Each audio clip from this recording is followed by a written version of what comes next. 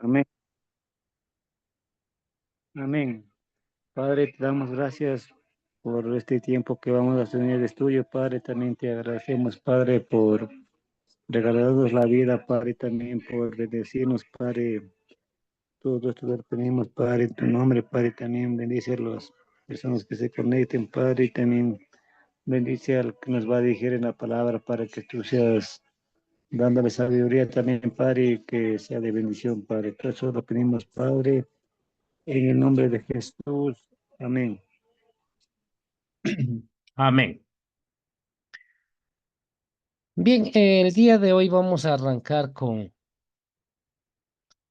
un estudio titulado Cristianos de cerca.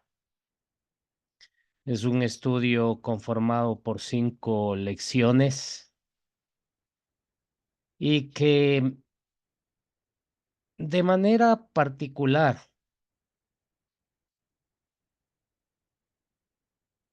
vamos a ver nosotros cómo a través de este estudio se describe una situación en el que nosotros algún momento contemplamos un objeto desde lejos y de pronto cómo lo valoramos, qué nos pareció, ¿no? Por ejemplo, un cuadro, una joya, flores, billetes, etcétera.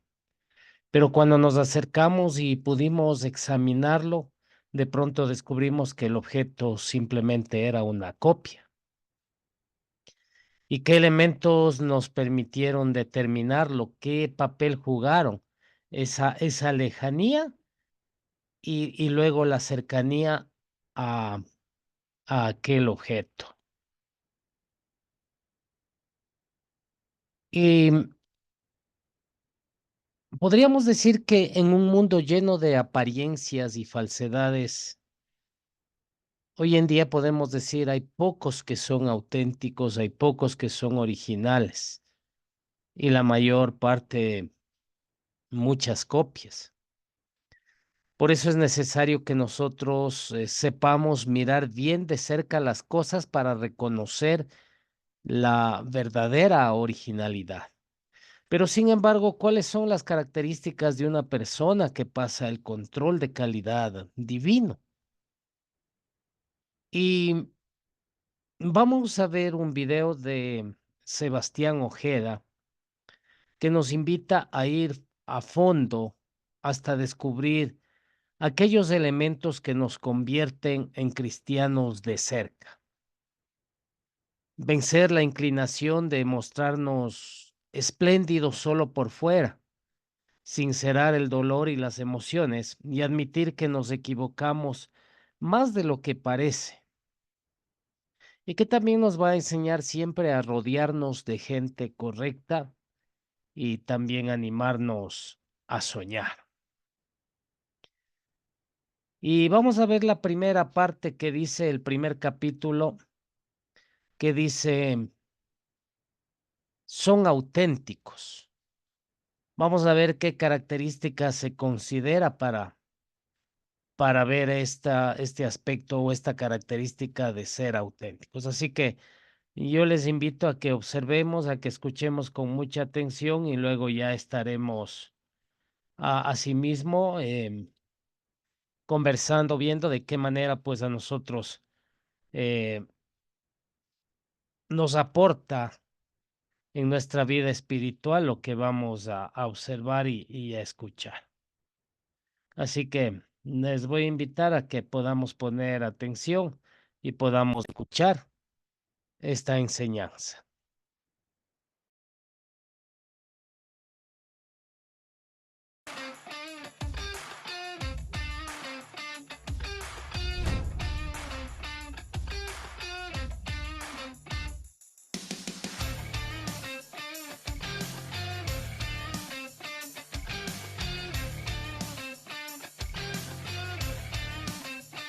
Hola, mi nombre es Seba y quiero que conversemos a través de esta serie sobre algunas características que he aprendido que los cristianos debemos tener.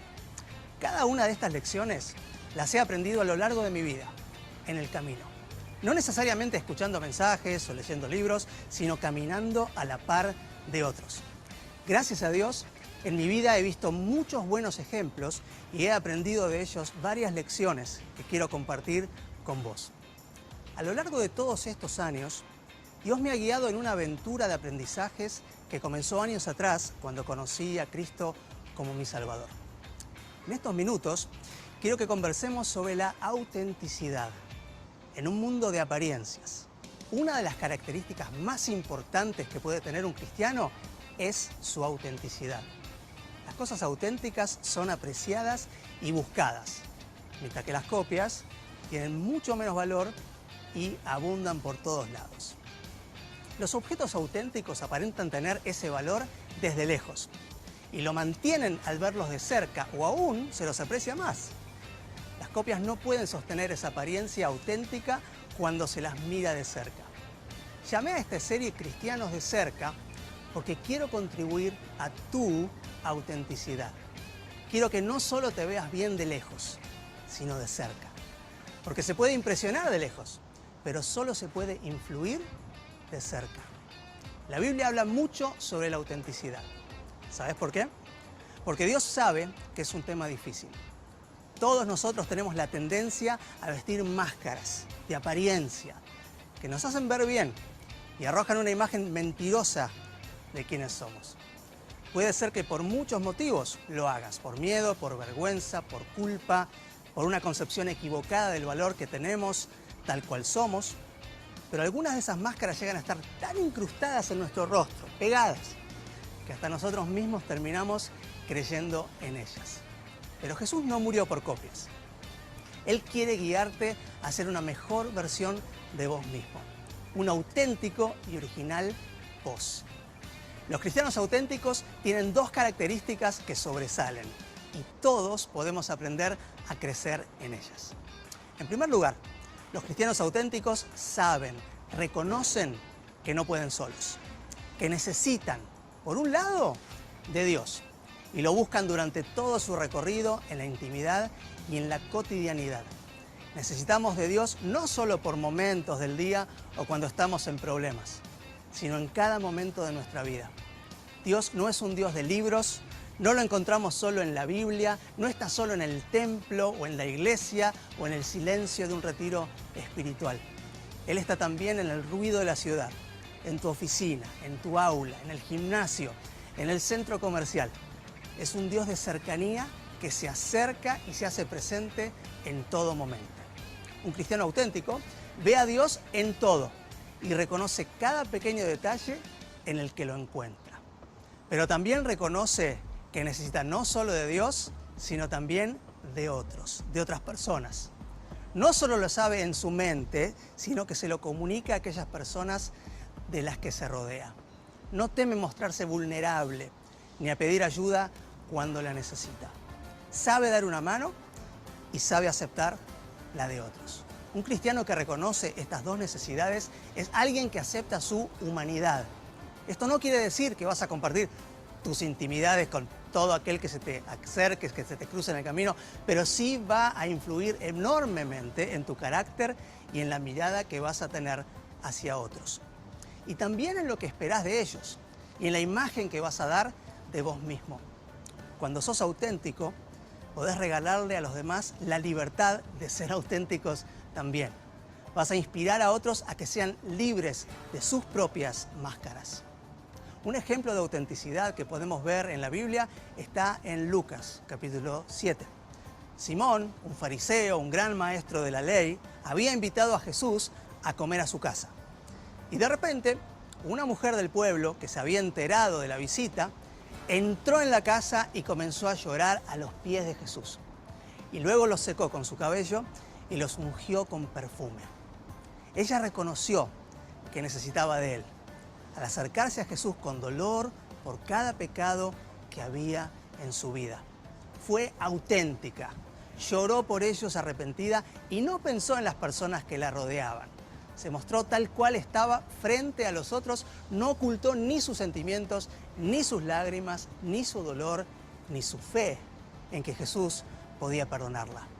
No tuvo vergüenza, ni necesitó usar ninguna máscara.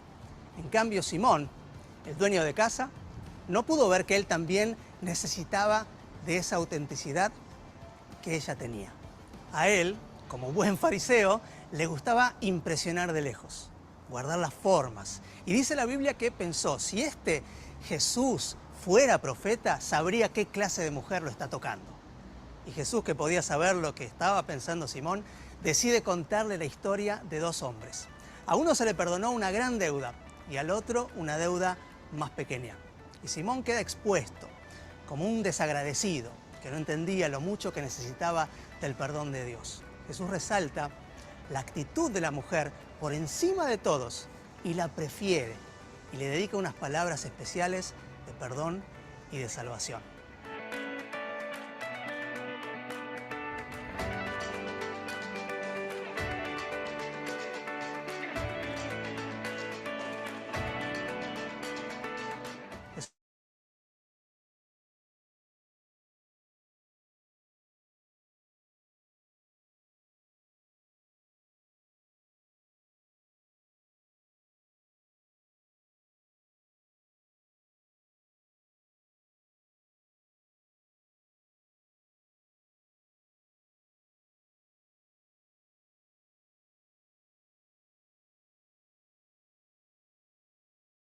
Necesidad de los demás.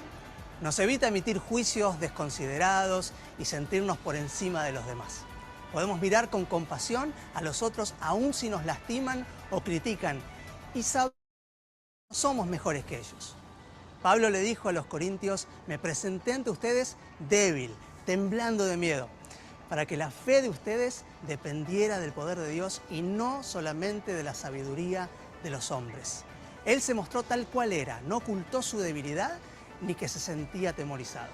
Tenemos que aprender a mostrarnos más como somos y menos como queremos aparentar ser.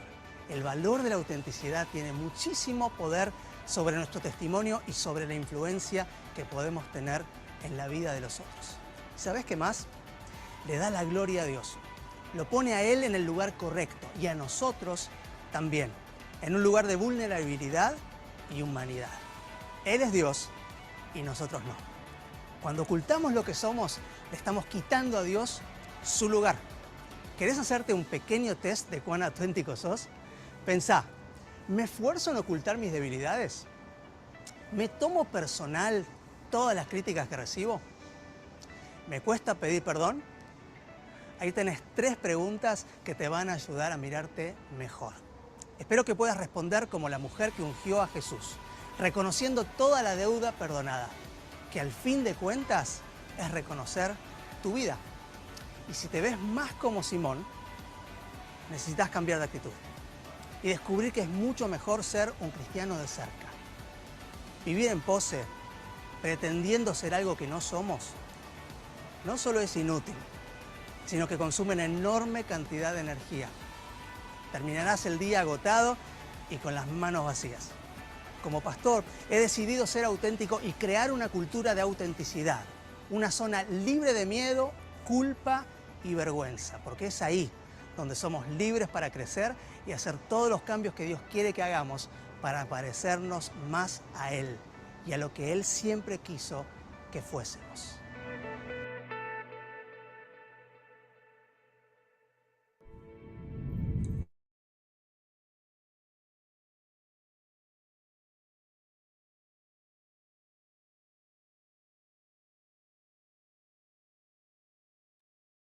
Bien, entonces, hermanos, esa es la primera parte de nuestro video del día de hoy. Y lo que nos hablaba es acerca de la autenticidad.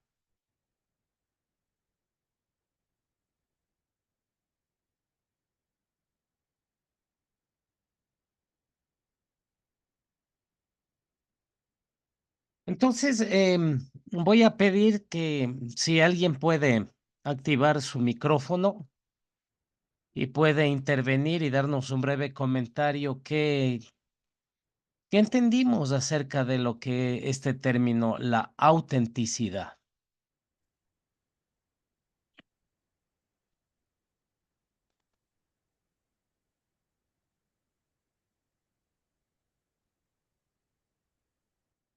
Alguien que de pronto desee dar un comentario.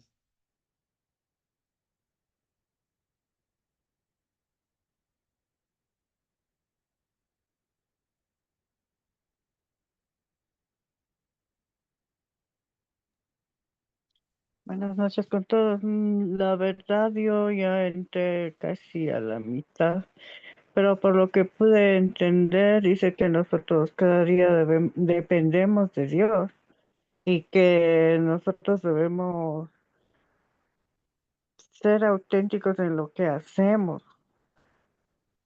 Y más o menos así yo lo entendí porque ya... Y como que el audio también estaba como muy bajito. No sé, para mí yo lo sentí así, un poco que logré entender. Ya, gracias.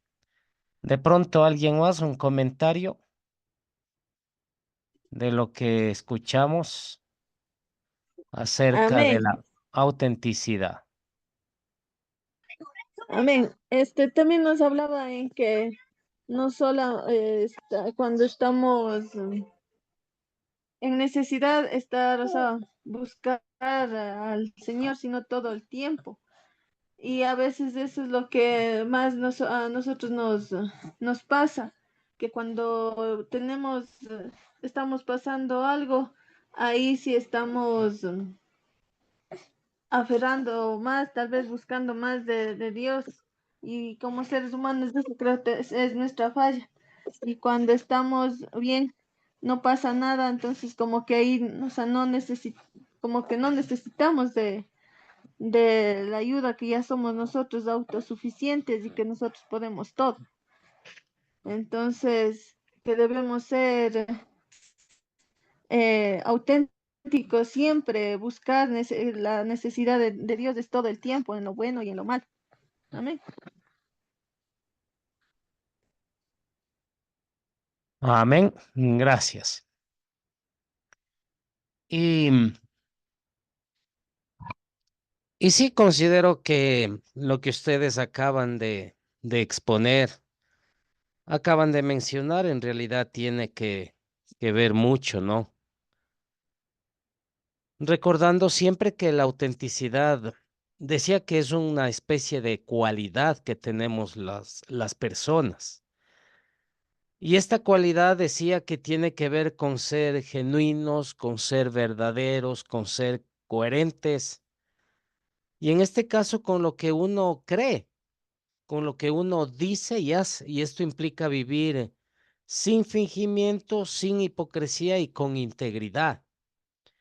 Y nos hablaba que esta parte de la autenticidad es importante dentro de la vida cristiana, ¿no? Desde el punto de vista cristiano, nos decía que en la vida cristiana la autenticidad significa vivir conforme a los principios del Evangelio, reflejando a Cristo no solo en palabras, nos decía, sino en las acciones. En otras palabras, es una fe vivida y no solo profesada. Entonces, nos dio por ahí algún texto bíblico. Hay varios textos bíblicos que nos dan el soporte a que nosotros debemos vivir sin fingimientos, sino ser auténticos. El caso de Romanos capítulo 12, versículo 9, que dice: el amor sea sin fingimiento, aborreced lo malo y seguid lo bueno, ¿no? Entonces, el amor genuino siempre va a ser un reflejo de una vida auténtica. Mateo 23, 27, 28 dice: ay de vosotros, escribas y fariseos hipócritas, por fuera os mostráis justos, pero por dentro estáis llenos de hipocresía. Esa es una crítica que hizo el Señor Jesús a la apariencia sin una verdad interior. Y en Santiago 1:22 dice: sed hacedores de la palabra y no tan solamente oidores, engañándoos a vosotros mismos.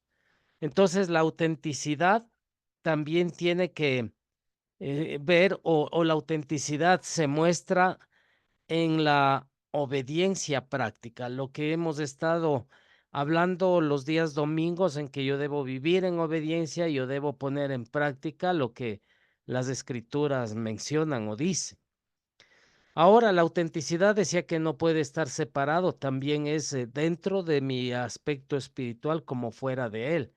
Es decir, hablemos de nuestra vida normal, nuestra vida cotidiana o como lo llamamos nuestra vida secular, ¿no? Ahí quiere decir que la autenticidad se relaciona con que nosotros seamos fieles a nosotros mismos, que aprendamos a actuar conforme a los valores y creencias personales sin dejarnos llevar por presiones externas que se pueden generar.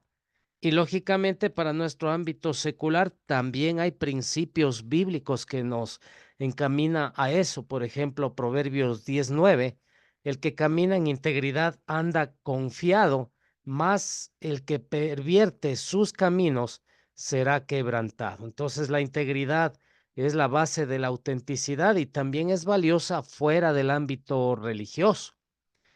Colosenses 3:23 dice, y todo lo que hagáis, hacedlo de corazón como para el Señor y no para los hombres. Ser auténtico en el trabajo, en nuestras relaciones, etcétera, debe ser algo que nosotros siempre lo hagamos con excelencia y con sinceridad. Y Gálatas 6:4 dice así que cada uno someta a prueba su propia obra y no en otro. Entonces, autenticidad también implica no compararse ni vivir para agradar a otros.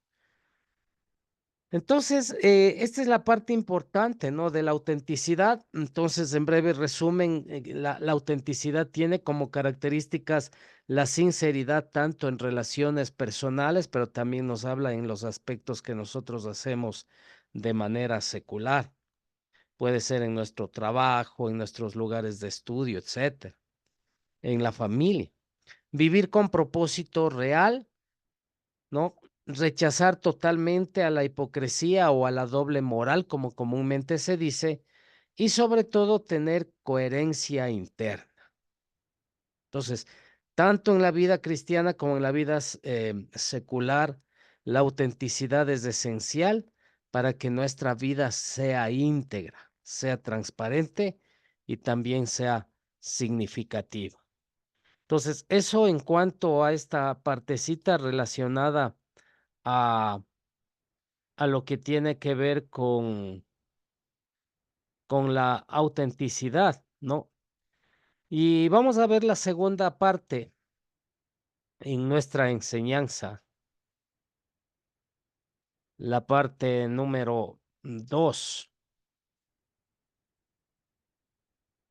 Entonces, vamos a ver cómo nosotros podemos lidiar con el dolor, ¿no?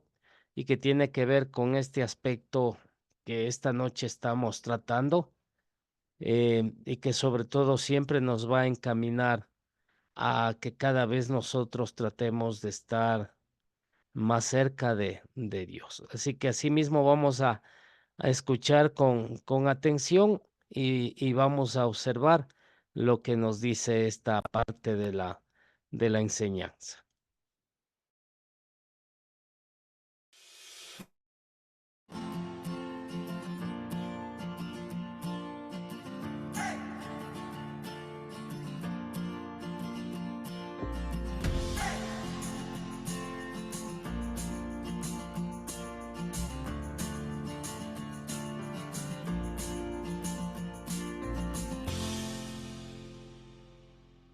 Todas las personas lidiamos con el dolor. El dolor es parte de la vida. Y Jesús dijo que en el mundo íbamos a experimentar aflicciones, pero la diferencia está en cómo lo hacemos. Durante muchos años, mi forma personal de lidiar con el dolor fue ignorándolo, desconociéndolo y sin detenerme a reflexionar en él. Inconscientemente, sin darme cuenta, pensaba que dejarlo encerrado muy dentro mío y sin hablarlo con nadie sería sinónimo de sacarlo fuera de mí. Y así no iba a influenciarme ni iba a dolerme tanto. Inclusive me sentía incómodo frente a las personas que tan fácilmente conversaban sobre sus emociones y una actitud frecuente que tenía ante situaciones incómodas como esa era hacer chistes burlarme y salir bien rápido haciéndome el gracioso de la situación. Pretendía que estaba por encima de todo eso, en un aparente estado de superación. Era como cerrar los ojos, pensar en otra cosa hasta que pasase la turbulencia. Fui una suerte de discapacitado emocional, sin saberlo. Estaba en un fuerte estado de negación. Y el problema de lidiar así con el dolor y con las emociones es que ante su acumulación, tu mente no sabe qué hacer con ellas. Y esa presión se manifiesta de otras maneras, como la ira, la ansiedad, la depresión o incluso las adicciones. Pero Dios, que me ama mucho, se encargó de modificar esa forma y esa actitud en mí de cómo me enfrentaba al dolor. Hace tiempo que empecé una carrera de diversas lecciones sobre cómo enfrentar el dolor. Y el primer paso es reconocerlo, salir de la negación. Existe, es real, no puedo salteármelo. Ocultarlo o dejarlo de lado no es posible. Solamente debo reconocer que hay situaciones que me lastiman y que me han lastimado y de la mano de Dios sacar el mayor provecho posible de esas situaciones. No es fácil, no es agradable, pero las mejores lecciones de mi vida las he aprendido en el dolor. Así que te deseo de corazón que no te pierdas lo que Dios quiere enseñarte.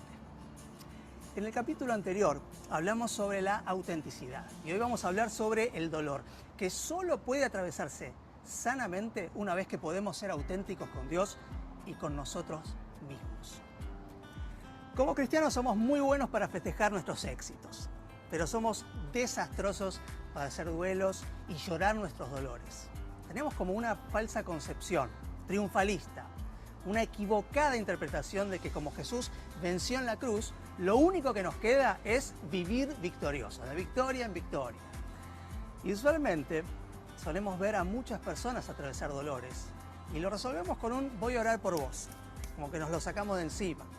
Y si somos nosotros los que atravesamos estas situaciones difíciles o sentimos tristeza o ansiedad, oramos a Dios pidiendo que tal situación termine. Lo cancelamos, ¡pum!, en el nombre de Jesús.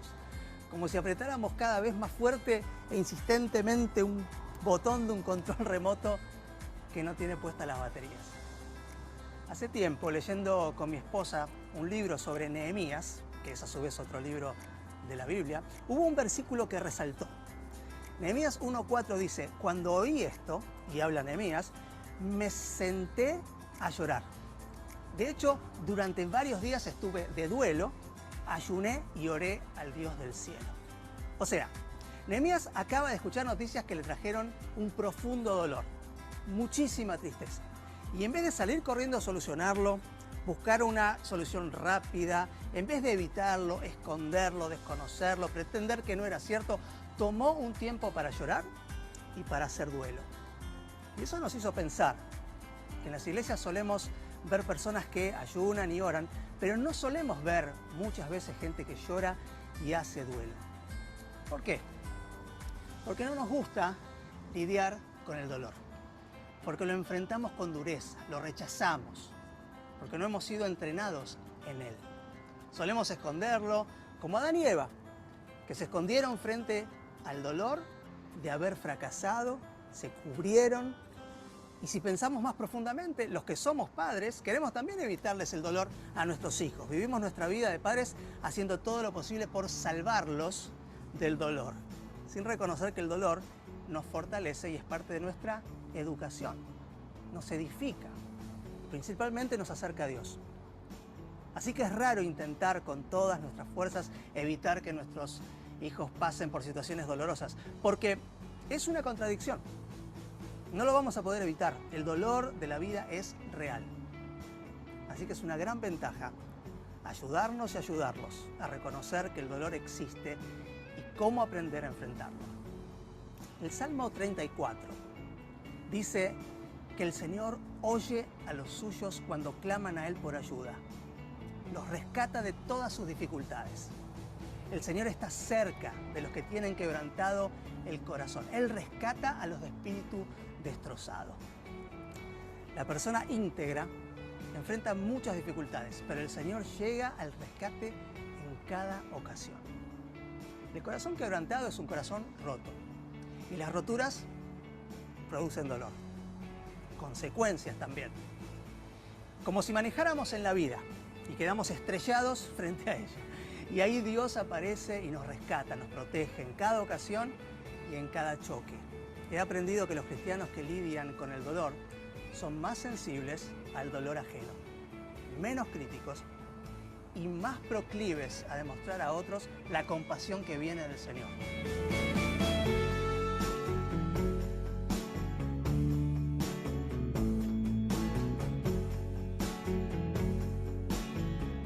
Cuando uno tiene registro del dolor propio, es imposible no ver a otra persona en dolor y no compadecerse. Cuando uno es misericordioso con los demás, es porque ha podido reconocer el socorro de Dios en su propia vida. Ahí podés dolerte con el otro y cumplir 2 Corintios capítulo 1, que dice: alabado sea Dios y Padre de nuestro Señor Jesucristo, Padre misericordioso y Dios de toda consolación, quien nos consuela en todas nuestras tribulaciones o en todos nuestros problemas, para que con el mismo consuelo que de Dios hemos recibido, también nosotros podamos consolar a los que sufren. El consuelo viene de un corazón consolado, primero por Dios y después hacia los demás. Ese consuelo que Dios te da no es solo para satisfacerte a vos mismo, sino que tiene un efecto que trasciende tu vida. Dios quiere que uses ese consuelo para consolar, aliviar, sostener a otros.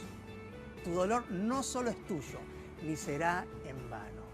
Dios nunca desperdicia un dolor.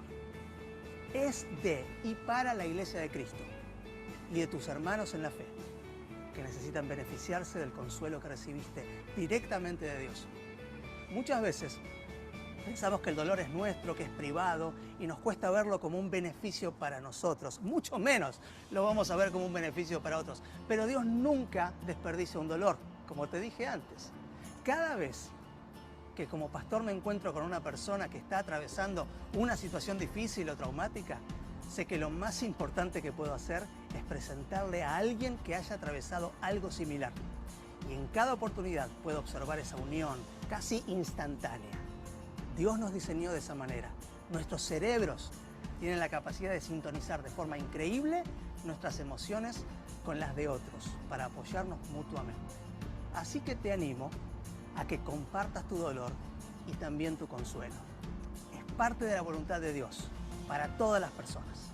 Y Dios en su sabiduría nos permite completar el proceso de sanación mientras servimos a otros que están en dolor. Entonces, primero lo reconocemos. Después lo recibimos el consuelo de Dios. Y por último, lo usamos como una herramienta de servicio. ¿Cuánto mejor se vería el mundo si cumpliéramos este llamado de Dios? Si más personas que han atravesado un divorcio sostuvieran a aquellos que están atravesándolo en este momento. Si más personas que han sufrido la pérdida de alguno de sus padres se acercaran cariñosamente a acompañar a las familias que hoy están llorando una pérdida. No tengo dudas de que el mundo se vería mucho mejor y que el mundo hablaría más de nuestro Dios. Necesitamos poder mirar nuestro dolor colectivamente y no solo individualmente. ¿Cuáles son los momentos difíciles de tu vida propia, personal, en los que Dios te ha consolado? Ese es tu nuevo capital y de ahí probablemente salga tu mayor servicio y tu mayor marca en este mundo. Es hora de pasar de la miseria a la misión. Que cada hombre, que cada mujer, que vos y que yo podamos hacer nuestras las palabras de Nehemías. Yo no soy de los que huyen, dijo. Los hombres como yo no corren a esconderse en el templo ni en la iglesia para salvarse la vida. No me esconderé.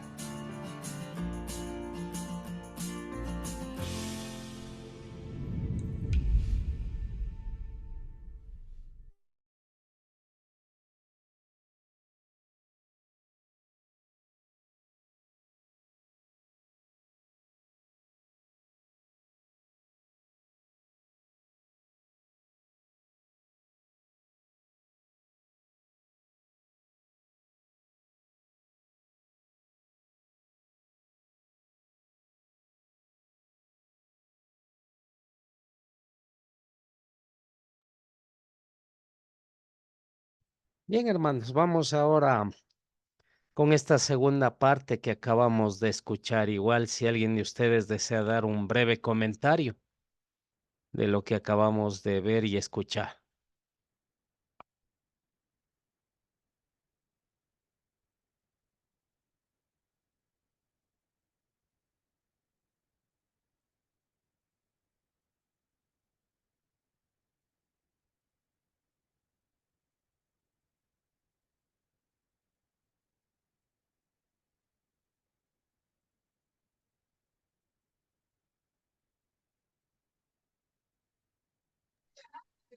Y según yo entendí que también debemos aceptar el dolor que nos está pasando a veces y no también solo es que alegrarnos cuando nos sucede algo de bueno y también debemos sen- sentir el dolor que nos está pasando a veces algo en la vida o en los problemas a veces que tenemos en los trabajos, algo así más o menos. Entendí yo que el dolor. Ya, gracias. No sé si de pronto alguien más, otro comentario. Bueno, yo entendí de que nosotros sí somos, o sea, si hemos pasado por alguna situación difícil, entonces nosotros podemos entender a los demás, porque cuando nosotros estamos en alguna situación difícil y nosotros invocamos a Dios, entonces Él se manifiesta en nosotros y de esa manera nosotros también podemos consolar a los demás cuando están en alguna dificultad. Caso contrario, si no hemos pasado por algo, por alguna situación difícil, entonces nunca vamos a entender a esas personas. Eso es lo que entendí. Ya, gracias. Ahora, aquí lo importante es de que nosotros debemos saber que, y nos decía, ¿no? Que el dolor es parte de la vida y que a pesar de que nosotros estamos caminando con el Señor, o sea, eso no quiere decir que no vamos a estar libres de cualquier aspecto que nos genere dolor, ¿no? Y decía, puede ser la pérdida de un familiar, puede ser alguna especie de problema personal que yo pueda tener, etcétera, etcétera. Entonces, eso es parte de nuestra vida. Pero aquí rescataba y lo que siempre decimos, ¿no? Que cuando nosotros conocemos a Dios y creemos en Él, vamos a enfrentar ese sufrimiento, decía, con una esperanza, con un consuelo y con un propósito. Decía que Dios no siempre quita el dolor de inmediato, ¿no? Pero sí decía que Él nos brinda su compañía, que Él está ahí para fortalecernos y para eh, transformar a través de Él ese dolor en otra cosa. Y particularmente decimos que el dolor se convierte en gozo, en alegría. Y la Biblia también tiene soporte, ¿no? Sobre este aspecto. Por ejemplo, el caso que está escrito en Isaías 43, versículo 2, dice, cuando pases por las aguas, yo estaré contigo, no te anegarán. Entonces Dios promete siempre su presencia en medio del sufrimiento. En el Salmo 34:18 dice, cercano está Jehová a los quebrantados de corazón. ¿Eso qué significa? Que Dios siempre se acerca a los que sufren. Romanos 8:28, a los que aman a Dios, todas las cosas le ayudan a bien. Aún el dolor tiene propósito en las manos de Dios. Juan 16:33 dice, en el mundo tendréis aflicción, pero confiad, yo he vencido al mundo. Entonces Jesús reconoce el dolor, pero Él ofrece victoria. Entonces, conocer a Dios nos da consuelo. creer en Dios nos da esperanza y confiar en Dios nos da fuerza para seguir. El dolor no desaparece mágicamente, pero en Dios nunca es en vano, ¿no? Y eso es lo que nos enseñaba y sobre todo la otra parte que nos decía la hermana Rosita, que cuando nosotros pasamos un proceso de dolor, sabemos de pronto cómo actuar y cómo apoyar y cómo dar la mano a otros. Porque a veces puede hacer, si yo no experimenté, yo puedo decirle a alguien, no, pero si hermano, no es nada duro, no es nada complicado, usted va a lograr vencer el problema, la dificultad o el tiempo de dolor que está pasando, ¿no? Entonces a veces nosotros no podemos darnos cuenta realmente la dimensión de ese proceso. Comúnmente cuando un familiar, cuando una persona fallece, por lo común decimos, llegamos, ¿no? Y le decimos, em, nuestro sentido pesa. O ahora que ya de pronto somos cristianos, nos acercamos y le decimos, lo siento mucho, que Dios les dé fortaleza o Dios le fortalezca en este tiempo de dolor. Pero de pronto, ¿quién no ha pasado, quién no ha sufrido la pérdida de un familiar muy de cerca? De pronto no va a lograrle entender el dolor que tiene la otra persona. Entonces, la enseñanza me dice que eso, ¿no es cierto? Que cada vez que yo experimento dolor, em, nunca es en vano. O sea, va a ser algo. Por eso dice, todas las cosas nos ayudan a bien y puede ser que de pronto algún momento Dios me puede utilizar como una herramienta para poder entender a otros cuando están pasando tal vez el mismo proceso de dolor por el que tal vez yo algún momento pasé. Y entonces yo con experiencia puedo decirle, ¿no? A la otra persona, esto va a pasar, ore mucho, Dios le va a dar la fortaleza, pero porque yo experimenté eso. Entonces, ese también es muy importante saber que el dolor tiene ese propósito dentro de lo que es nuestra vida espiritual. Y por eso no nos olvidemos de nuestra enseñanza que estamos en esta noche compartiendo, que es cristianos de cerca.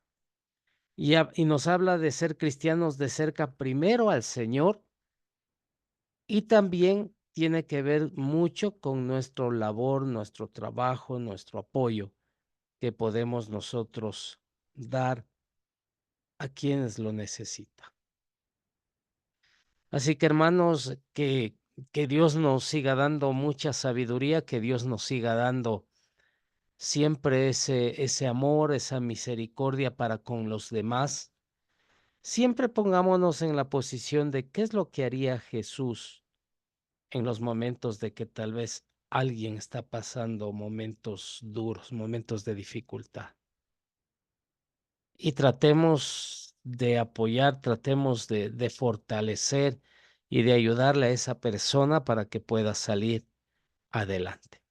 Esto es muy importante, lo que yo siempre he dicho, hermanos, siempre estemos pendientes los unos de los otros. Si usted a través del chat o de forma personal, usted puede mandarle un mensaje a un hermano o hermana que usted considera que necesita o que necesita palabras de aliento, hágalo sin ningún tipo de recelo. Que tal vez un pequeño mensaje puede llegarle al corazón de esa persona y animarle, darle la fuerza y saber que hay otros que están pendientes de mí y que en medio de las circunstancias, en medio de las cosas dolorosas, tengo apoyo y sé que otros están preocupados por mí. Entonces, hermanos, que Dios nos permita actuar y eso es parte o es consecuencia de que nosotros realmente cuán cerca estamos al Señor, cuán dispuestos nosotros estamos a hacer lo que el Señor Jesús hizo. Y realmente cuántos de nosotros estamos en eso, de practicar la palabra de Dios. Porque esto también tiene que ver con el amor al prójimo. Entonces nosotros sabemos que hay un mandamiento que dice amar a Dios por sobre todas las cosas, amar a Dios con todas nuestras fuerzas, con toda nuestra mente, con todo nuestro corazón. Pero ahí viene la otra parte, dice, y a tu prójimo como a ti mismo. Entonces, todo esto nos va a ayudar a eso, a entender, a tener misericordia, a caminar de la mano con nuestro prójimo, con nuestros hermanos, con nuestros familiares. Y así vamos poniendo en énfasis en lo que la palabra de Dios dice y accionamos. Y también eso es una muestra de cuán cerca, vuelvo y repito, está Dios de nosotros. Así que hermanos, Dios les bendiga y quisiera pedir a alguien que nos pueda dirigir en oración para despedirnos y si Dios así nos permite, nos estaremos encontrando o estaremos compartiendo el próximo día domingo en nuestro servicio familiar en la iglesia. Entonces, si alguien nos puede dirigir en oración para finalizar.